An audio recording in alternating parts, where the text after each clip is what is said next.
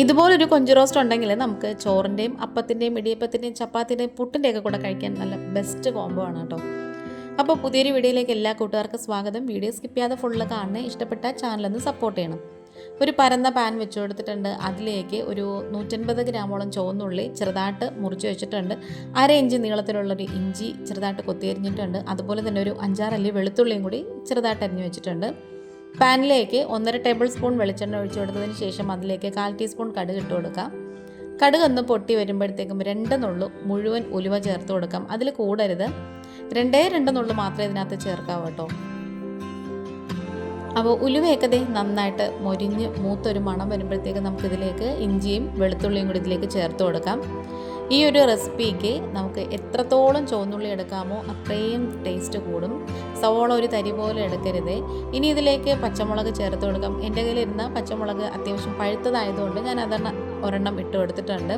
പച്ചമുളക് ഉണ്ടെങ്കിൽ അത് ചേർത്ത് കൊടുത്താലും മതിയേ, അതൊരൊറ്റ എണ്ണം മതി. ഇനി ഇതെല്ലാം കൂടി നന്നായിട്ട് മൂത്ത് ആ ഒരു പച്ചമണം മാറുന്നത് വരെ ഒന്ന് മൂപ്പിച്ചെടുക്കണം. അതിലേക്ക് ചുവന്നുള്ളി ഇട്ട് കൊടുക്കാം. അത് നന്നായിട്ട് കഴുകിയതിന് ശേഷം നമുക്കിതിലേക്ക് നീളത്തിൽ അരിഞ്ഞ് ചേർത്ത് കൊടുക്കണം. ആവശ്യത്തിനുള്ള ഉപ്പും കൂടി ചേർത്ത് കൊടുക്കാമേ. ഇനി ഇത് നന്നായിട്ടൊന്ന് വഴറ്റിയെടുക്കണം. ഈ ഒരു റെസിപ്പി എന്ന് പറയുന്നത് നമ്മുടെ ഷെഫ് പിള്ള വൈറലാക്കിയ ഒരു അടിപൊളി റെസിപ്പിയാണ്. സാറിൻ്റെ ഇതിന് മുമ്പ് വേറൊരു റെസിപ്പി ഞാൻ ഇട്ടിട്ടുണ്ടായിരുന്നു. അതെന്ന് പറയുന്നത് ഒരു വൈറൽ സാലഡാണ്. അത് എനിക്കൊരു അബദ്ധം കൂടെ പറ്റി, ഞാൻ ലൈവ് വോയിസ് ഇട്ടാണ് ചെയ്തത്. അതുകൊണ്ട് തന്നെ അതിൽ കുറച്ച് വീഡിയോയ്ക്ക് ലാഗ് വന്നെന്ന് പറഞ്ഞിട്ട് കുറേ പോസിറ്റീവായിട്ട് നെഗറ്റീവ് കമൻസൊക്കെ കൂടുതൽ വന്നിട്ടുണ്ട് കേട്ടോ. ഇതെന്തായാലും അങ്ങനെയൊന്നും അല്ല.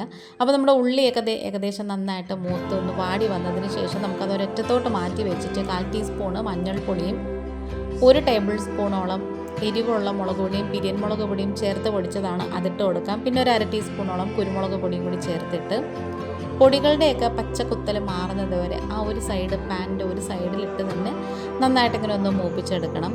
ഒരു പകുതി ഭാഗം മൂത്ത് കഴിയുമ്പോഴത്തേക്ക് നമുക്ക് ബാക്കി ആ ഒരു ഉള്ളിക്കൂട്ടിലൂടെ ചേർത്തിട്ട് ഒന്ന് വഴറ്റി കൊടുത്താൽ മതി. ബാക്കി മൂക്കുന്നതൊക്കെ ആ ഒരു ഉള്ളിയുടെ കൂടെ കിടന്ന് തന്നെ നന്നായിട്ട് മൂത്ത് വന്നോളും. നല്ലൊരു മണമാണ് കേട്ടോ ഈ ഒരു സമയത്ത് നമുക്ക് കിട്ടുന്നത്. ഇനി അതൊക്കെ നന്നായിട്ട് ഒന്ന് വാടി പൊടികളൊക്കെ ആ ഒരു പച്ചക്കുത്തലൊക്കെ മാറിയതിന് ശേഷം അതും കൂടി ഒരറ്റത്തേക്ക് ഒതുക്കി വെച്ചിട്ട് നന്നായിട്ട് പഴുത്ത് ചുവന്ന ഒരു തക്കാളിയും കൂടി ചേർത്ത് കൊടുക്കാം. അത് ചെറുതായിട്ടൊന്ന് അരിഞ്ഞിട്ട് അതും കൂടി ഇട്ട് കൊടുത്തിട്ടുണ്ട്. അതും ഒരു വശത്തിട്ട് ഇതുപോലെ നന്നായിട്ട് ഇങ്ങനെ വഴറ്റി മൂപ്പിച്ചെടുക്കുവാണ്. തക്കാളിക്ക് പിന്നെ പെട്ടെന്ന് തന്നെ വെന്ത് കിട്ടുമല്ലോ. ഒരു പകുതി ഭാഗം വെന്ത് കഴിയുമ്പോഴത്തേക്ക് നമുക്ക് ആ ഒരു ഉള്ളിക്കൂട്ടിൻ്റെ കൂടെ ചേർത്ത് നന്നായിട്ട് ഇങ്ങനെ വഴറ്റിയെടുത്താൽ മതി. ഈ ഒരു വീഡിയോ കണ്ടുകൊണ്ടിരിക്കുന്ന സമയത്ത് ചാനൽ നിങ്ങൾക്ക് ഇഷ്ടപ്പെടുകയാണെന്നുണ്ടെങ്കിൽ പ്ലീസ് ഒന്ന് ലൈക്ക് ചെയ്യും, ഷെയർ ചെയ്യും, കമൻറ്റ് ചെയ്യും, സബ്സ്ക്രൈബ് ചെയ്ത് സപ്പോർട്ട് കൂടെ ചെയ്യണേ. ആദ്യമായിട്ട് കാണുന്ന കൂട്ടുകാരെങ്കിലും ഉണ്ടെങ്കിൽ ആ ബെല്ലൈക്കൺ സബ്സ്ക്രൈബ് ബട്ടണൊക്കെ പ്രസ് ചെയ്ത് അതിൽ ഓൾ എന്ന ഓപ്ഷനും കൂടി കൊടുക്കണേ. എങ്കിൽ മാത്രമേ ഞാനിടുന്ന നെക്സ്റ്റ് വീഡിയോസൊക്കെ നോട്ടിഫിക്കേഷനായിട്ട് നിങ്ങൾക്ക് കിട്ടത്തുള്ളൂ.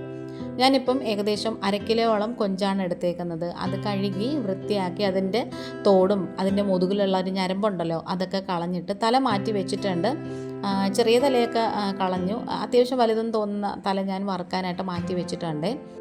കൊഞ്ച്, കണവ അതുപോലത്തെ ഐറ്റംസൊക്കെ നമ്മൾ ഒരുപാട് സമയം കുക്ക് ചെയ്യുകയാണെങ്കിൽ അത് ഹാർഡായി പോകും. ഇത് നമ്മൾ ഹൈ ഫ്ലെയിമിലിട്ടിട്ട് പെട്ടെന്ന് തന്നെ നമുക്കത് കുക്ക് ചെയ്തെടുക്കണം. അപ്പം നമ്മൾ സോഫ്റ്റായിട്ടിരിക്കും. ഇതിനകത്തുനിന്ന് തന്നെ വെള്ളം ഇറങ്ങി വന്നോളും. കൊഞ്ചിനകത്തുനിന്നും കണവയ്ക്കകത്തുനിന്നും ഞണ്ടിനകത്തുനിന്നൊക്കെ വെള്ളം ഊറി വരുവേ. ഇനി നമുക്കിത് നന്നായിട്ട് ഇങ്ങനെ ഒന്ന് ഇതെല്ലാം കൂടി ചേർത്തൊന്ന് വഴറ്റിയെടുക്കണം. ആ ഒരു ഉള്ളിക്കൂട്ടും അതുപോലെ തന്നെ ആ ഒരു കൊഞ്ചും എല്ലാം കൂടി ചേർത്ത് നന്നായിട്ട് വഴറ്റി കൊടുക്കണം. നല്ല ടേസ്റ്റാണ് കേട്ടോ ഇതിന്.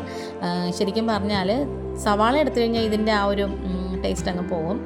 ചുവന്നുള്ളി തന്നെ എടുക്കണം. ഇതെല്ലാം കൂടി നന്നായിട്ട് ഇങ്ങനെ പെരണ്ട് നല്ല അടിപൊളിയായിട്ട് സെറ്റായിട്ട് വന്നിട്ടുണ്ട്. നമുക്കിപ്പം നോട്ടിഫിക്കേഷൻ ഒത്തിരിയും പേർക്ക് കിട്ടുന്നില്ല എന്ന് പറയുന്നുണ്ട്.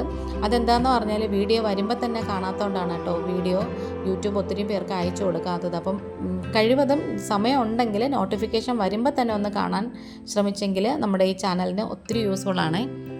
ഇനി ഞാനിവിടെ 1/4 കപ്പോളം തേങ്ങാപ്പാലും എടുത്തിട്ടുണ്ട്. ചെറുതായിട്ട് വെള്ളം ചേർത്ത് അരച്ചെടുത്തതേ ഉള്ളൂ. ഒരുപാട് വെള്ളം ചേർത്ത് ലൂസാക്കിയിട്ടില്ല. അതും കൂടി ഇതിലേക്ക് ചേർത്ത് കൊടുക്കാം. ഇനി ഇതെല്ലാം കൂടി നന്നായിട്ട് മിക്സ് ചെയ്ത് യോജിപ്പിച്ചെടുക്കണേ.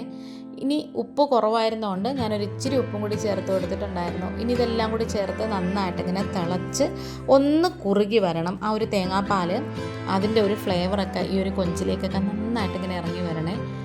ഇനി നമുക്കിതിലേക്ക് മസാലപ്പൊടി ചേർത്ത് കൊടുക്കാം. 1 ടീസ്പൂണോളം ഗരം മസാല, നമ്മുടെ വീട്ടിൽ തന്നെ പൊടിച്ച ഗരം മസാലയും കൂടി ചേർത്ത് കൊടുത്തിട്ടുണ്ട്. പിന്നെ ഒരു 1/2 ടീസ്പൂണോളം കുരുമുളകിൻ്റെ പൊടിയും കൂടി ചേർത്ത് കൊടുത്തിട്ടുണ്ട്.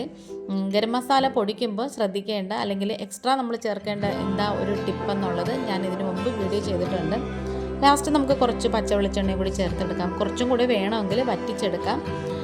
ഇതിപ്പോൾ ഞാൻ ചപ്പാത്തി കഴിക്കാനുള്ളതുകൊണ്ട് തന്നെ ഒരു സെമി ഗ്രേവി ടൈപ്പാണ് ഉദ്ദേശിക്കുന്നത്. ലാസ്റ്റ് കുറച്ച് കറിവേപ്പിലയും കൂടി ഇട്ട് കൊടുക്കാം. അപ്പോൾ നമ്മുടെ വീഡിയോ വൈൻഡപ്പ് ചെയ്യാറായി. സബ്സ്ക്രൈബ് ചെയ്ത എല്ലാ കൂട്ടർക്കും നന്ദിയുണ്ട്. ഇന്നിപ്പോൾ ഇത്രയേ ഉള്ളൂ. Thanks for watching.